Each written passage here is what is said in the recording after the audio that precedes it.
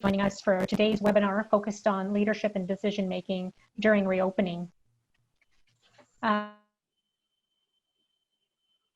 want to present today, as well as our partners at the Ontario Ministry of Economic Development, job creation,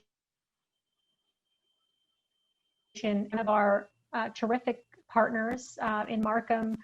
We are very proud not only of our tech our approach in working in collaboration with strong partners to serve the business community. And of course, the ministry is a very strong partner. We also pride ourselves on building very strong relationships with industry, associations, post-secondary institutions, to create a very competitive place for business and a competitive ecosystem. Over the years, the province have worked together to serve the business community, help them access government services and programs, and to access. This webinar is just the latest in a series of projects and initiatives that we've collaborated on together, and it's really working seamlessly at all levels of government to serve the business community.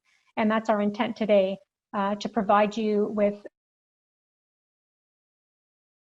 mission that's going to help you with this reopening stage. Today's agenda will start with some brief remarks from Councillor Alan Ho, Development and Culture Committee at the City of Markham, followed by brief remarks from Vice Chair Khalid Usman, who's also a We're very blessed in Markham in that our councillors are not only wonderful political leaders, but they also have business experience effective to the work that we do in our department and leadership to the work that we do. Councillor Usman will introduce Stephen Carp today from the province, and Sandra Tam, my colleague who's a Senior Business Development Officer in our department, will moderate the Q&A. She'll also provide closing remarks. And so before I begin, I just wanted to do a couple of housekeeping reminders. We also ask that you turn your video off just in the interest of preserving bandwidth. The meeting will be recorded and can be viewed. You can send your questions at any time through the chat function. They'll be addressed at the end. And of that, I'd like to pass the floor to Councillor Ho, who will provide some remarks. Oh. How are you, everyone? Good afternoon. On behalf of the City of Markham and members of Council, I'm pleased to extend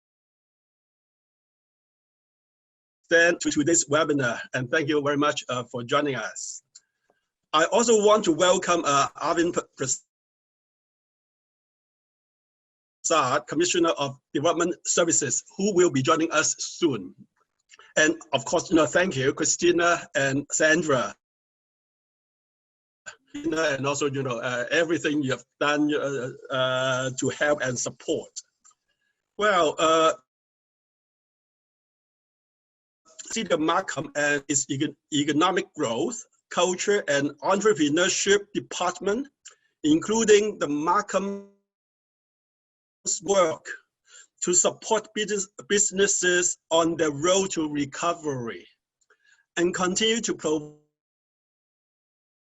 licensing. We are also here to help you assess support provided by the governments and other stakeholder organizations. I want to thank the Ministry of Economic Development, Job Creation, and to deliver today's session. We'll discuss what post-COVID opportunities, such as how to survive, pivot, and thrive in the months ahead. I hope this afternoon's discussion will help your business plan for safe and successful reopening. Well, all the best. Thank you. Now, I will turn it over to Councillor Khalid Usman, Vice Chair of Economic Department. Thank you, Councillor Ho. That was wonderful. Good afternoon and welcome. I also want to thank all of you for taking time out of your busy schedule to tune in today. The series of economic growth, culture, and entrepreneurship department have been well attended, and some of you have joined us before. Our primary goal is to help your business grow and succeed, and we'll do our best to support you during these challenging times. Today, we hope to draw on Stephen's insight and expertise and prepared for the challenges.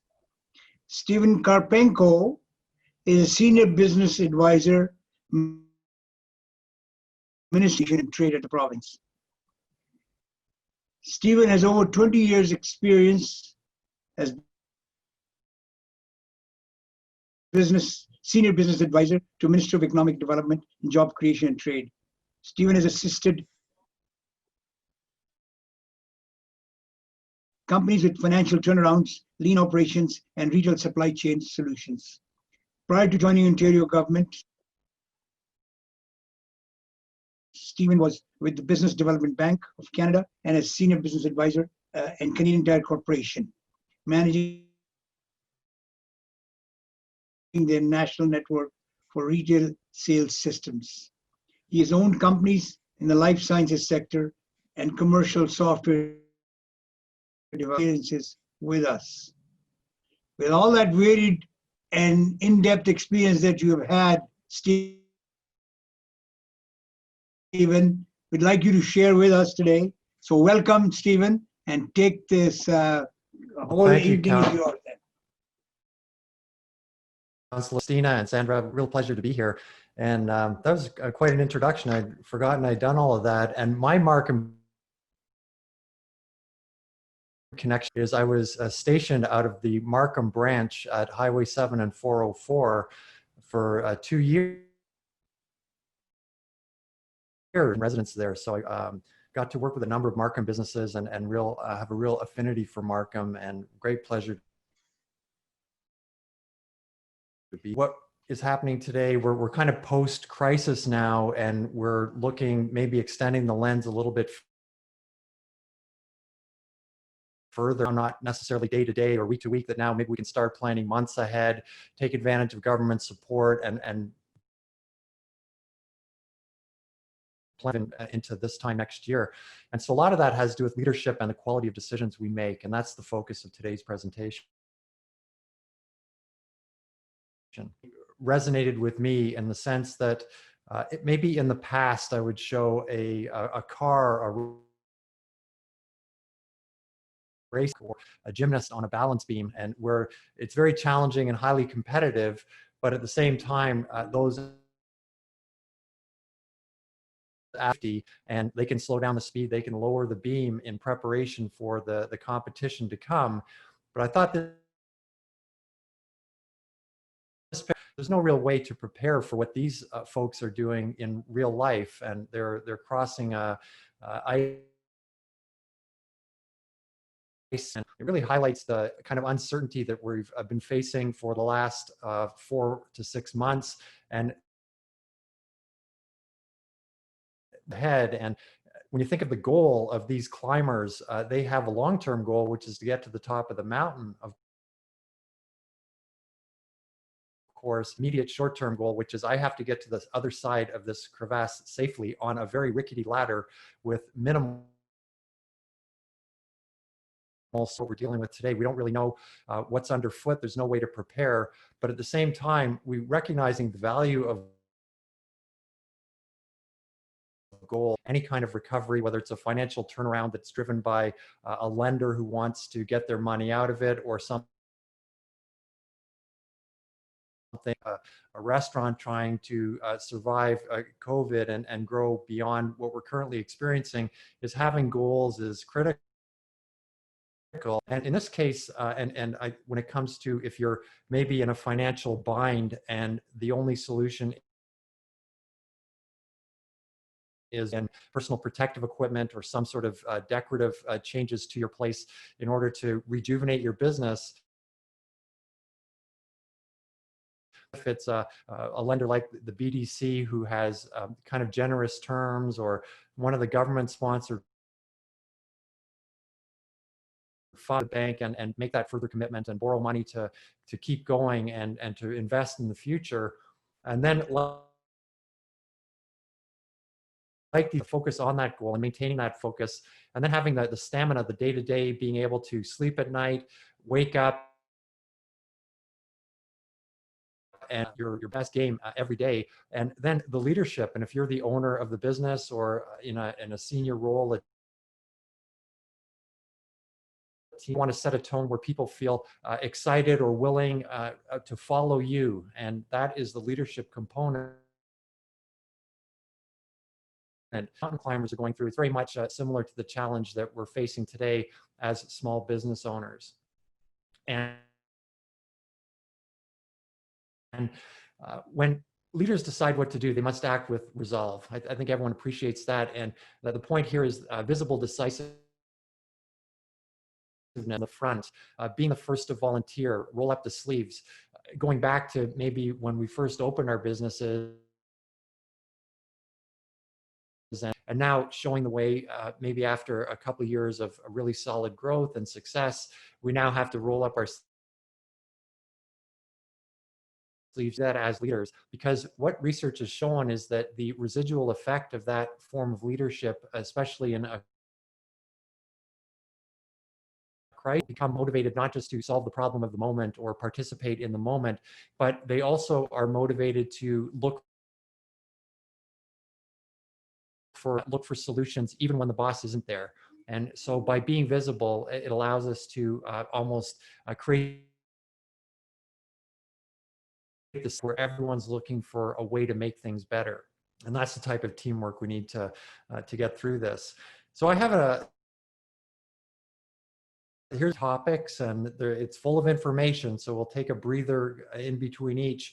But I'll just start with what we're looking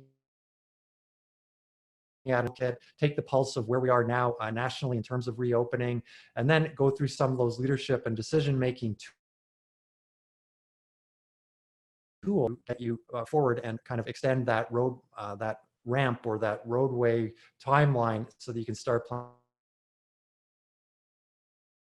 for the Toolkit. There's a link at the bottom of this slide that will provide the slides and the recording, so you'll have the information. Work on so we have a fund, the Ontario Together Fund, where we solicited input from manufacturers, all a source of supply for the personal protective equipment that every business needs to reopen. But we've now gone beyond that, and we're starting to accumulate sheets and guidance notes, because a lot of the information isn't really driven by bylaws and driven by things in legal terms. A lot of it is just guidance and kind of engineering of a space so that it's safe, and having make things more accessible. And so we've accumulated a number of different tips and guidance notes on that, and I'm showing 4 on here, different subsectors. So you see restaurant and food services, construction, etc., and different guidance tips that we put together on the website. And another thing are posters that you can print out and post in your workplace so that everyone feels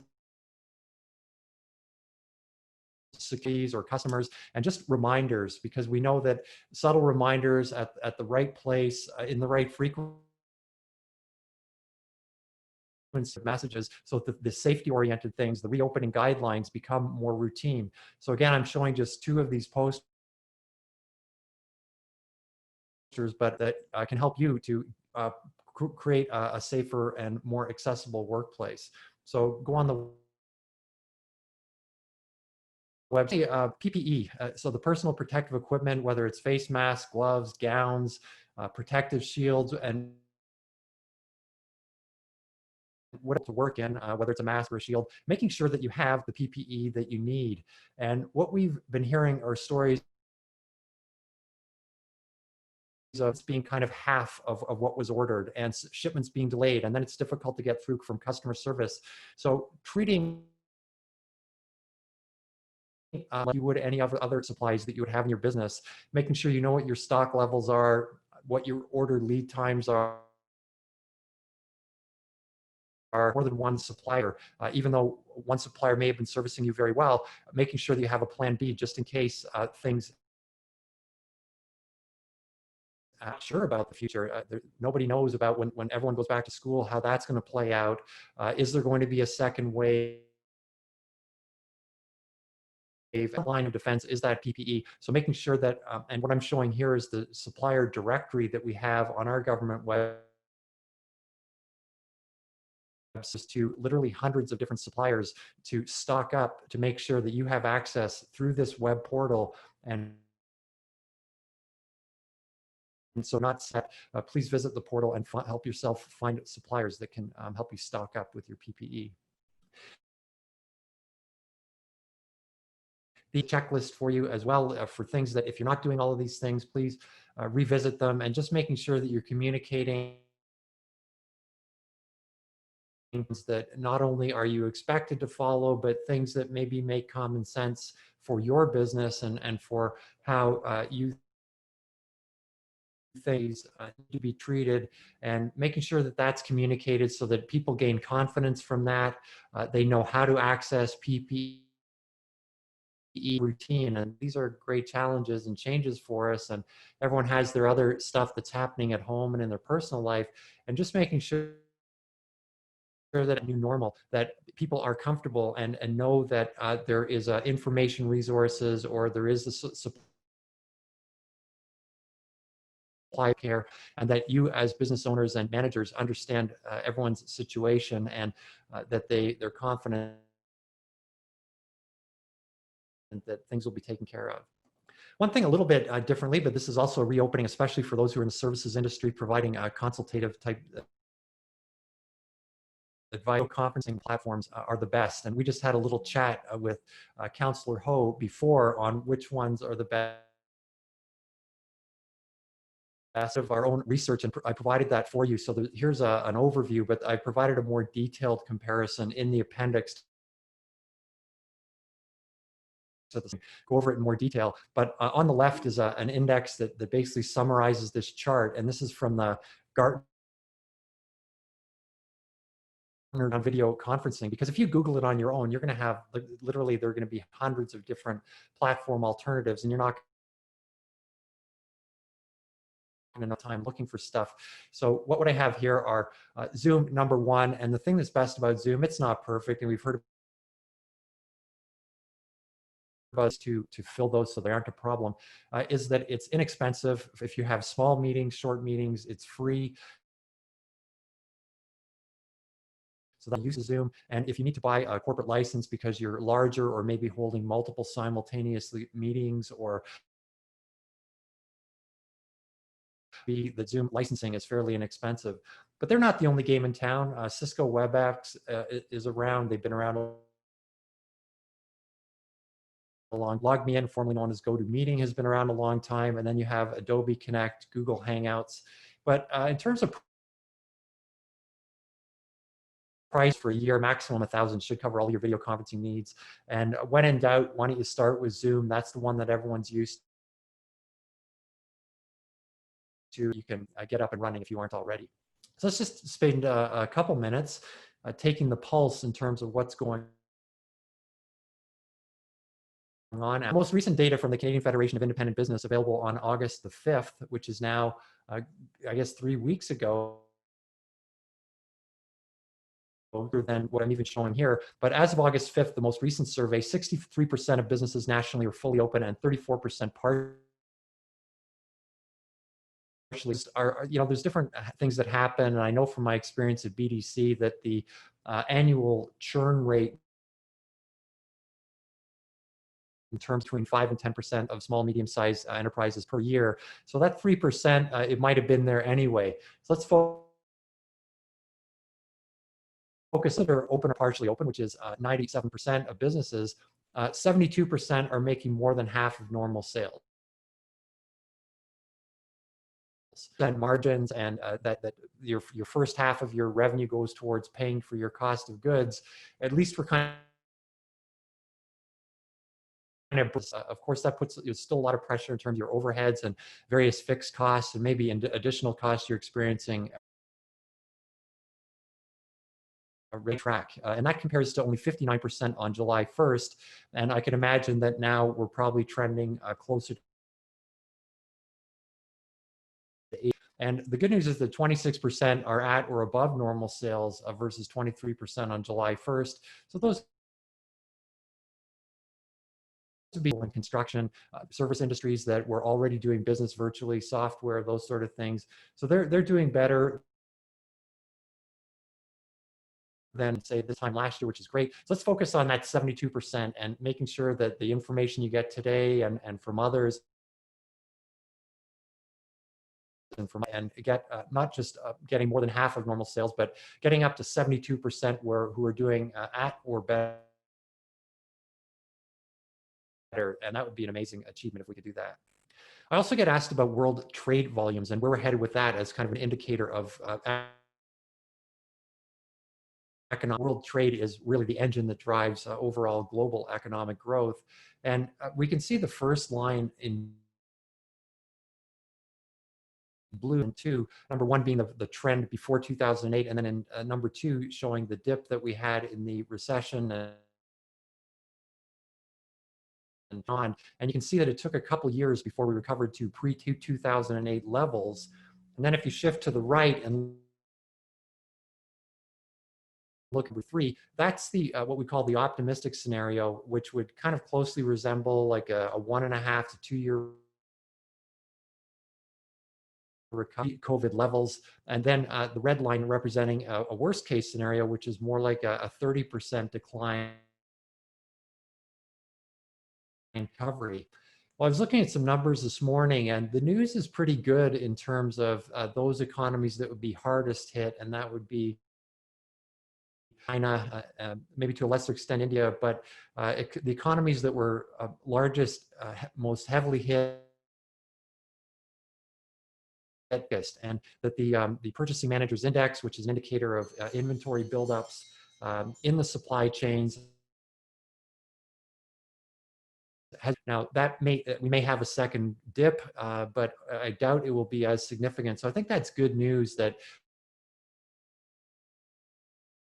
we've kind of scenario, because that would have put us on a much slower trajectory back to growth. So if we can keep things moving, keep going in the right direction and behind us, and we can start looking towards more growth and economic expansion. So just summarize, the organization from North America and Asia would be hit the hardest, but as I've said, recent news is pointing to a quicker recovery. And we have seen double-digit declines in trade volumes, but whether that will pan out by the end of 2020 remains to be seen.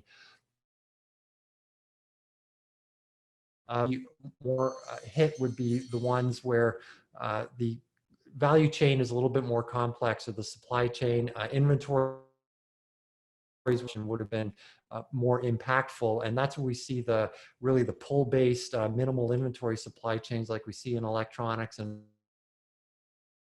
change, and that things don't stay in inventory too long, and that's where the disruption was probably the greatest. But that's where the innovation will be back. And then services, and we think of restaurants and kind of Main Street businesses that provide service have been heavily hit, and also those who would be doing global business, sales in person, plant that would also be impacted. But we see the kind of innovation and adaptation to go towards delivering services more virtually. So the uptake was a little bit quicker than maybe we would have expected at this time last year. Of course, there are still challenges ahead. There were certainly signs towards the end of 19 of a mild recession in 2020, early 2020, and that was tightening of credit markets. Even though interest rates are as low as they've ever been, it's also more difficult to get a loan in some cases. for it, but more difficult to get it. And we saw the signs of that prior to COVID, as well as labor shortages in certain sectors. The consumer preferences constantly changing, which puts pressure on kind of inventories that become stale dated or date dependent. And competition that is growing because they're investing in technology and adopting new tech, manufacturers who are investing the better decision making through real-time data and analytics. All these things were on the map before, and as we recover, they're certainly on the map going forward. Lens or that strategic thinking as we reopen. And I think that's one of the major messages, is that as we've gone beyond crisis, I talked about extending that time horizon. It includes a strategic planning around these challenges that we faced before and will continue to. So let's shift a little bit, take a breath, and talk about strategic leadership as we reopen. Meeting today. And here's a short checklist where refocusing the company and communicating about getting employees' confidence up and just getting everyone feeling that we're heading in the right direction, not only with staff and people, customers, and delivering those same messages about reattracting your loyal customers and making sure that they're number one. Sales service and customer service is front and center, and we don't let that slip. It's not that COVID would become an excuse. It requires a little bit more effort to deliver superior customer service, but it's a great competitive advantage for today's times. It kind of varies in terms of the amount of social media that companies are engaged with, but making sure that your messaging is consistent, that it's with people. Again, a great opportunity to kind of come up with unique messaging and stuff that really resonates with people, and we're in this together type of messaging with your brand, and that will position you well not only for reopening but beyond. Also leads to trust and re-envisioning and reimagining those bonds of trust and reaching out and connecting, because as we know, it's with trust and your customer trusting you as someone who can sell to them and provide service, that we continue with that and then communicating nonstop. In terms of, I think it's really important as we reopen. I mean, the sense of urgency has been so high now for, it seems like so long, even though, I mean, imagine only 6 months, but it seems like pressure that everything just seems so important and urgent all the time. But I encourage everyone to start thinking in terms of Stephen Covey's 7 Habits of Highly Successful People back in 1995, that he really made a distinction and wanted us to make what's important and urgent versus what's important and maybe less urgent. And that is the key part, looking at this important, we call Quadrant 2, which is the important but less urgent. We're able to do that strategic thinking. We're able to step back and look at do that strategizing, maybe involving the team and thinking of ways to be a little bit more creating the strategizing and getting out of this kind of day-to-day. And I know how it is for everyone, where you just think, today a new set of issues that's going to consume your day. That may be true, but the suggestion for these Quadrant 2 planning type, as long as we maybe had before, where some businesses were able to have a half-day retreat or a golf day, or maybe where we did team building and bonding, that those opportunities aren't with us today. So, but maybe we can do more frequent events around strategizing and team building that aren't in this kind of urgent minute-by-minute type thing. Those things tend to pull us away from Quadrant 2 type activities. And then, of course, there's the things that aren't important, and that's a second key distinction, is to it's not important to you, it may still be important to the business, and you can perhaps delegate those to someone else and get them involved. We call quadrant 4, which are not urgent and not important. You really have to find a way to let those go, and certainly given that everyone is moving forward these days, that those things won't come back to haunt you. But the key skill from the not important, and then with the important ones to separate the ones that are truly urgent and need your immediate attention, so that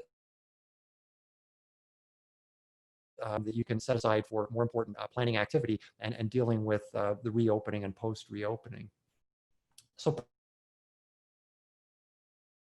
part of the model, and we call it a business model, but it's basically the reshaping or the change that we're going through that's been kind of heaped upon us. Some of us, it's part of the ongoing trade challenges that are happening out in the world. For others, it would just be the recession and seeing prior to COVID. Regardless, that crisis is a moment of opportunity. Change creates opportunity, but we need to do one's taking care of the cash crunch, number one, and facing the challenge of that, and jumping down to number 4, that leading from the 1, 2, and 4 we've sort of dealt with, but it's the other 2, number 3 and 5, and just starting just creating space for yourself and getting the world and the responsibility. If you can relieve a little bit of that off your shoulders, maybe it's need to reach out to bankers, taking advantage of government resources and finding someone on your team who can fill out those applications and that kind of to reduce the stress day to day on yourselves. And that'll go a long way to allowing you to feel rejuvenated. And then number 5 is where you've identified real opportunities, and maybe your competition isn't quite what you thought it was, that maybe there, but it might be a great opportunity for you to be aggressive in the marketplace. So this isn't necessarily a time where everyone is slowing down. It may seem that possibly to be aggressive. And so if you see those opportunities, the risk is manageable, you have the resources, then I would say great time to grow and to be in business. So we've dealt with the reopening models, the putting the distancing signs and putting the PPE in place. So let's put a job well done and turn our focus to new business models and the new social norms and what we're experiencing, the workplace health and safety, customer health and safety. Those are going to be driving a lot of the changes. And I show a couple maybe more down the road type of, the food industry is working on how they meet the long-term challenges. The travel industry needs to be bounced back. That, and also manufacturing, looking at stuff and saying, well, hey, maybe it's not as safe, or not, it really isn't something in terms of the way. I'm starting to look at things in terms of smart factories and the industrial internet and collecting data and starting to make decisions around one of the ways that we do this is, before I go to that, this is something I just added this morning. One of the questions that I had that Sandra brought up was having patios out on the road. And I think that's been a great solution to the indoor distancing measures. It's probably done a lot for helping businesses. But as we shift into the winter season, and what I've got here is a picture to articles that I found online, and believe it or not, the majority of these were from 2017, when in fact it was trendy to build outdoor necessity. But what I provided, there's a few links that you can go to, or maybe just Google yourself outdoor patios, and you'll find out would be a trend, and they were attracting customers to their outdoor patio. And believe it or not, even in Edmonton, they had outdoor serving right through the winter. And here's some ideas for you. But here's a tool. We call it the Business Model Canvas from an organization called Strategy. You a blank canvas, and just let me walk you through how to use this tool. The first thing is to note what your value proposition is. What's your unique uniqueness. Why do customers buy for you? What value do you bring? That's the first thing to note. The second thing are the partnerships and your kind of major customer base that you're targeting. So in the middle of the canvas, we want to note down what those, and then on the right side, that then translates into who are your customers, who are you targeting, what are their demographics, their income, their age level, source my supplies, and then how do I bring that to my customers, and how does that translate into my revenue streams? And then us, not just my cost of goods, but what kind of customer service do I need? What kind of space do I need? And all of the overheads that come with the action plan to make it happen. So this business model canvas is a way that you can use it, and it's one page. It's not a 31-page a way that you can create almost a checklist that you can then share with your team or other people. Maybe you have a mentor. You can share ideas. Structure is such that it's almost like a business plan, but on one page. However, maybe things aren't all bad. Cut down your bullet points on the business model canvas that the partnerships you have in place are fine. Like you have it now. You haven't shifted in terms of your customer base or who you're targeting. You have a little money in the bank in terms of the relationships that you need. And in terms of your customers, your client base, you have some loyal customers. You're trying, but there's many more just like them out there. Maybe those things are all get a green check mark. And so I would say don't focus on those are going really well, but what can we fine tune, or what I've seen and what we've seen is a lot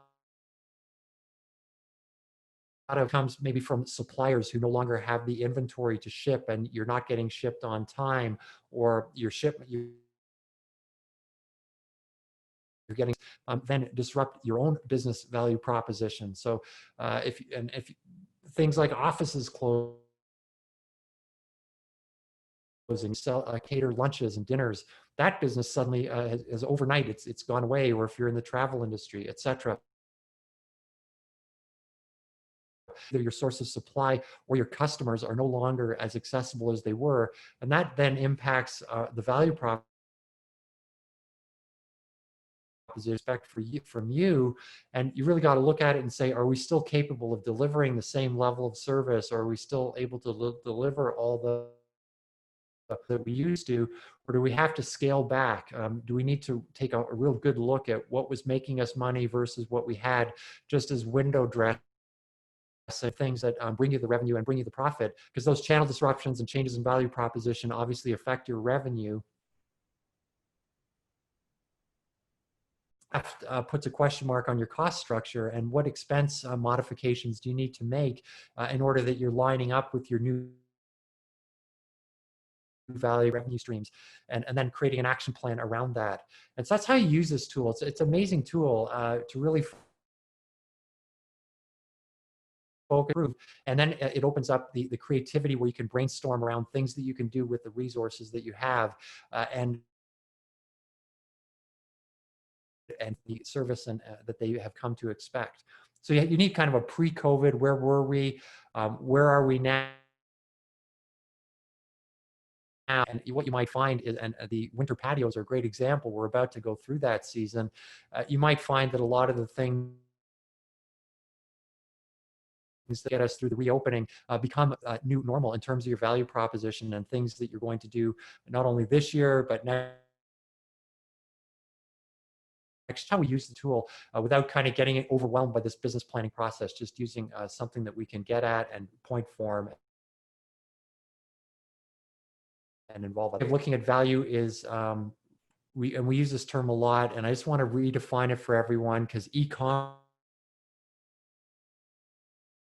it's not just Amazon, it could be that you maybe been slow to adopt e-commerce and others have been really quick, is that it's the value you and the output that you produce that's different from what your suppliers could do directly. So if you're looking for a hint in terms of that value proposition, you might coaching a little bit in terms of your markets, and just ask yourself, what are they doing, and what can we do that they're not able to do? And that you, and as you shift your business model around value, that's one way of isolating it and bringing it into focus. Because if you're not doing nature of suppliers providing a service directly to your customers will continue. And as you go through this, you're going to realize that everyone, and here's something, it's not a scorecard that you need to print out or formalize or create bureaucracy or anything. That can add around key decisions that you're going to make as you maybe redefine your value proposition and the marketing and the customer. A little bit of a hypothesis around what you're trying to achieve. We believe that we will achieve X by doing this, but in order to be able to measure something, and because it's through measurement that we can compare the success of one option versus another. There might be customer count, but making sure that as you make changes that you measure these things so that you have a notion of success. And then by, we call it A/B testing, or testing different options, interviewing customers, looking at your data analytics, maybe on you're actually using these measurements to see if you're on the right track, because what you don't want to do is make a series of decisions that are kind of dependent.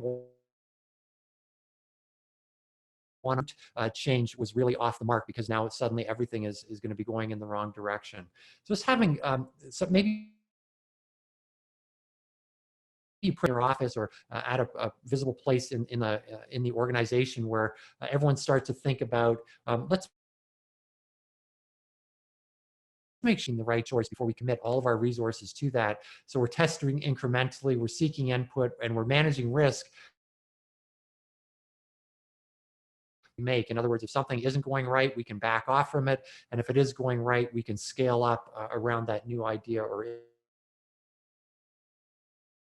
innovation. So I mentioned a network of teams way at the beginning. What I mean is the key information that I think you need on a create that space for yourself. Remember, I talked about getting the world off your shoulders, making sure that these four, and I'm going to give you four leader, you as the CEO, the business owner, that you have at your fingertips the source of this information, because this is where those crises. First is around making sure that your PPE is in place, your workforce and customer protection. We talked about that. Business reopening guide, on making sure you have that information. Number two is making sure that your supply chain, your sources of goods that you sell, you have some stabilization around that, and that you actually assign somebody the responsibility of keeping track of where things are and trying to be pickups in your supply chain. And number three is customer engagement. Are your customers happy and getting what they want? And are you soliciting in terms of future improvements? Because right now, customer is king for sure. And making sure that you have that information at your fingertips. And then, of course, that cash flow, not just on a monthly basis, but literally on a daily basis, and making sure you're not caught short by the bank, or that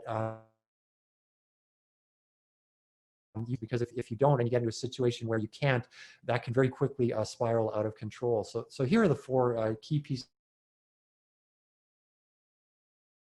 because we're making a lot of decisions around amid uncertainty, and we're in this constant problem, making decision, designing a solution, and then the next thing comes back, the next thing comes back. In order to create that quadrant 2 space for the planning, for the strategizing, that if you can implement those tools around a quality decision making and making sure you have the information at your fingertips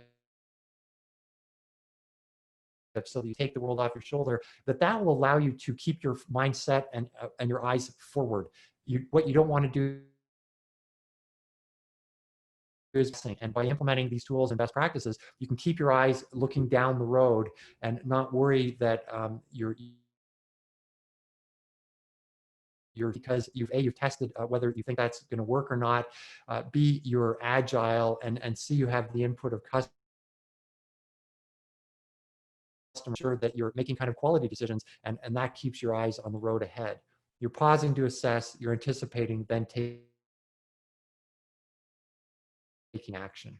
So another tool is just a decision-making framework that is simple. Again, this isn't something that you put into policy, or more making sure that everyone who's making decisions takes into account not just the benefits or the upside, but also, are there any costs change that need to be taken into account, and then are there any risks to the benefit, i.e. If its own might happen and the costs are there, that may not be a very good decision to make. So just making sure that everyone is aware that different options benefit, they have costs associated with them, and certainly everything has a risk. And following on with that is what we call the RACI model, and how it's implemented, that when you're considering the cost, benefits, and the risks, and this is a model for help the key things that you're doing in your business down the left, the key personnel across the top, just making sure that everyone knows who's responsible, knows who's accountable, i.e. who my supervisor is, or who's going to be held accountable for the outcome, and then making sure you need to consult with before a decision is made. And then once that decision is taken, that the right people know. And that's what the RACI model is chart, so that, and it's a communication tool, so that everyone knows what the implications of a decision are. And so the next thing is you've got a great framework for much more disciplined decision making. It's still very agile, but it takes because you're communicating what the different aspects of the decisions are and who needs to know and that sort of thing. A little bit calmer, remain optimistic, and then of course being empathetic, which is to say you're able to kind of step back from the crisis. And I think that all of the staff and all of your employees and people at home will really appreciate that kind of express a little bit more empathy and be more present with people when they're sort of sharing their problems with you. For navigating uncertainties and mitigating challenges, I've shown you some tools that you can use and adopt, and it's really about building a better future. And just in terms of summarizing the different types of decisions, first are those people ones, and they're really solved by communicating, showing care, lending support, making sure that things to come into work, they're looking forward to coming into work, and those are really the people considerations. So that to me is of reopening and recovering. And then the second is the physical space and designing spaces that work. So the first thing is to sustain what we have, but then to start to rethink, and through that quadrant 2 strategizing and planning, start to rethink how the space, and maybe that involves negotiating with the landlord, canceling a lease, looking for a new place to move your business, all of those things, new spaces that work for your business. And then to make sure that you're solving in phases, that you're strategizing in that quadrant 2 in priorities, putting tools and best practices in place so that people know how to make decisions and know how to think things through in terms of benefits, setting priorities, and then you as a business owner leading through that. And of course, there's always a cost side of things. That's for sure. But to make sure that we can be a little bit flexible, and maybe that is going to the bank and negotiating, extending that line of credit a little bit, just creating a little bit of a buffer so that we're have some liking those critical investments, or things are in the short term that can be also paid back in the short term, but having some flexibility around changing your cost structure. Canvas, the cost structure is very closely tied to the revenue that you're bringing in, the changes in your value proposition and your business model. So you need to be just being future ready. And like I said, the things that we're doing today, they may become permanent parts of our business going forward. That's part of scaling. That's part of listening and adapting and being agile, which is to say being flexible to change where you keep moving forward. So that's a lot of information, everyone, but you will get the slides, and I thank you, Markham, Economic Growth, Culture, and Entrepreneurship, and for working together and for allowing me to make this presentation to you and give information on how to grow and lead and make decisions through reopening. Thank you. So thank you, Stephen. That's a great presentation. So thank you for your very practical and also insightful advice as well. So we have collected some great questions, and I'm also inviting everyone to use the chat function to submit your questions. And we'll try to get to as many as we can. So let's start with this one. So this question is— okay, let's go. So when we think about new business models, what are companies doing to bring back staff that have been working remotely and are so productive by doing it? So should it be a phased return, and how to keep them motivated, having to return partially or fully to the office environment? I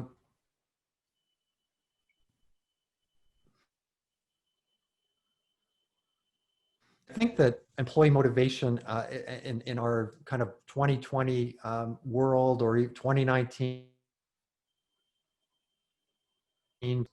things were kind of on the horizon anyway, in terms of people wanting more flexibility in terms of the time off, that kind of thing. And so I think that we needed to start adapting to that anyway. My recommendation, I'm really productive, and we're sort of backed away over the last 10 or 15 years from the need for direct supervision or employee productivity. And if you're the type of business that has the luxury where you don't need people hands-on doing work, like that, if you're more of a consulting or service type of organization, and if people are comfortable working from home, I would look at that as a cost saving measure. And when I talked about the redesigning or reimagining the space that you work in, that how you reconfigure things going forward.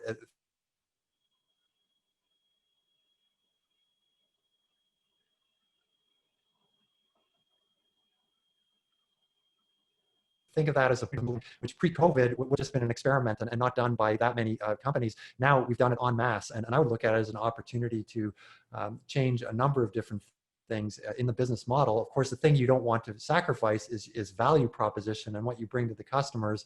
So you need to not only maintain, but maybe even enhance the customer value that you bring, but doing it virtually and maybe saving costs and increasing margins in the process.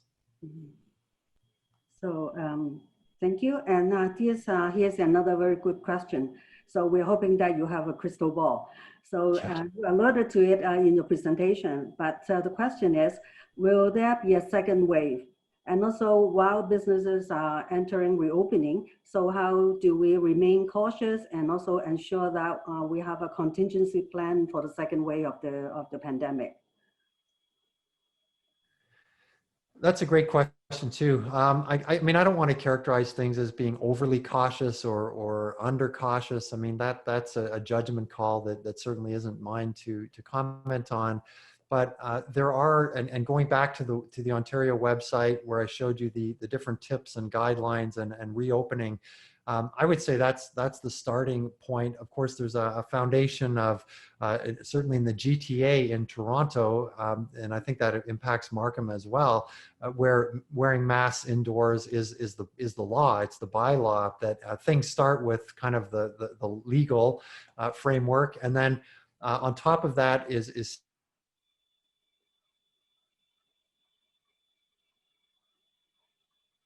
some labor relations component to that answer to that question. And maybe if you can reach out to my colleague, Diana, she might be able to provide some information, because we have done webinars on that, where there are certain labor expectations in terms of the Labor Relations Act and other related legislation where companies really need to comply in order to reopen safely. And then, of course, there's just the, once you've got that in place, there's just the, if everybody makes their contribution, everyone does their part, will there be a second wave? I don't know. I think that the biggest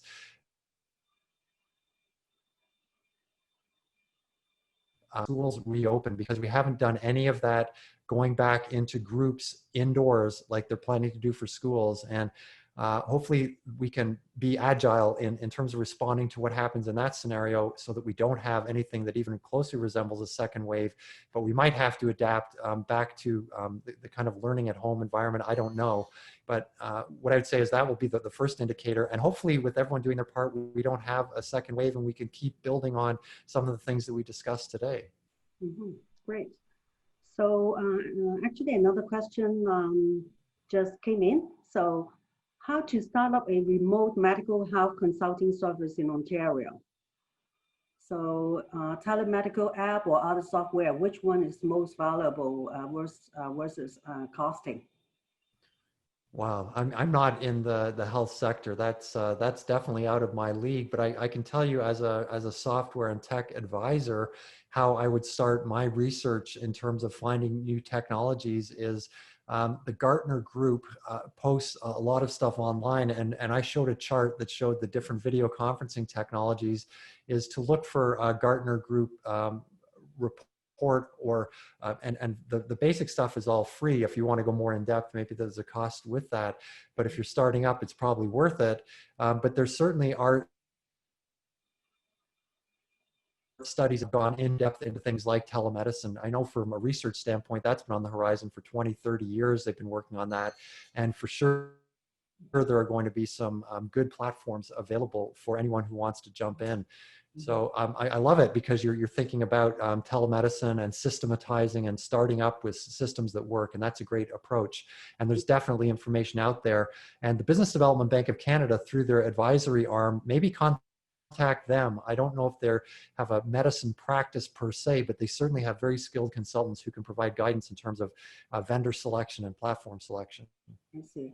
So so we have another question that just came in, is in a follow-up to our previous discussion. So what if employees refuse to return to the office? Again, that there's some specific labor relations guidelines related to that, and let's connect offline on that, Sandra, and maybe we can point people in the right direction. But the starting point is going to the tips and guidelines that I showed. But if we can help, because that's obviously a lot of that's coming from our Ministry of Labor, and if we can point you in the right direction, we will. Great. So I'm thinking this might be the last question.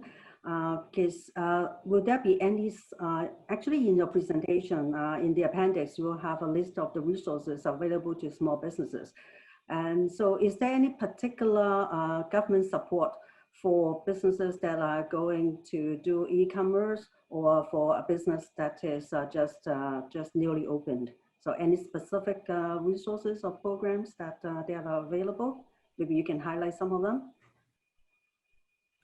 We have we're going to provide Sandra with a list of links to all of the different government programs that are relevant, and there are several of them. It's a couple pages of links and descriptions of them. So I think everyone will. I'm not sure of anything specific related that is kind of COVID specific, or as a result of that related to startups. It's more a matter of finding out, looking at the programs, and seeing if there is anything out there. I don't think there. Oh, Diana has just texted me. Thank you. There is a brand new program. It's called Digital Main Street, and that's related to technology adoption for e-commerce vendors. So apologize for my a little bit there, but thank you to Diana. So if you look up Digital Main Street, and if it's not on the resources that we're providing to Sandra, we will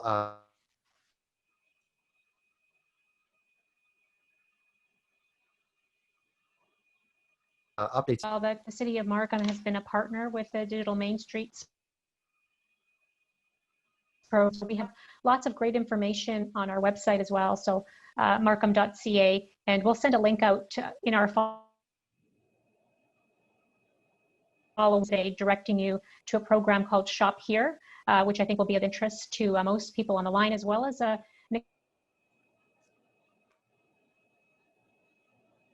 expense program that's run out of our Markham Small Business Center, which is also meant to assist brick and mortar businesses. Thank you, Christina. That's awesome. Perfect. Yes, thank you, Christina. So, so that's all the time we have today.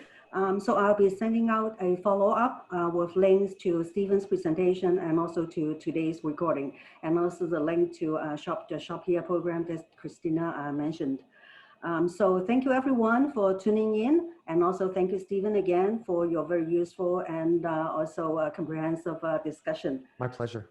And a special thank you to the team at the Ministry of Economic Development, Job Creation and Trade, and in particular to Diana Villarella. Thank you. We really appreciate your assistance. And thank you to Councillor Ho and also Councillor Khalid Ushman, who are our chairs of our Markham's Economic Development Committee. Thank you so much for your support. And so thank you everyone again. Of course, thank you to Christina. Thanks everyone. My supervisors, acting director of Economic Growth, Culture and Entrepreneurship Department at the city. So thank you, and I look forward to seeing everyone at our next webinar. Great job, everyone. And thank you. Take care. Thanks. Thank you, Sandra. Thank Have you. a great weekend. You too. Bye-bye. Thank you. Bye. Bye now. Bye. Bye.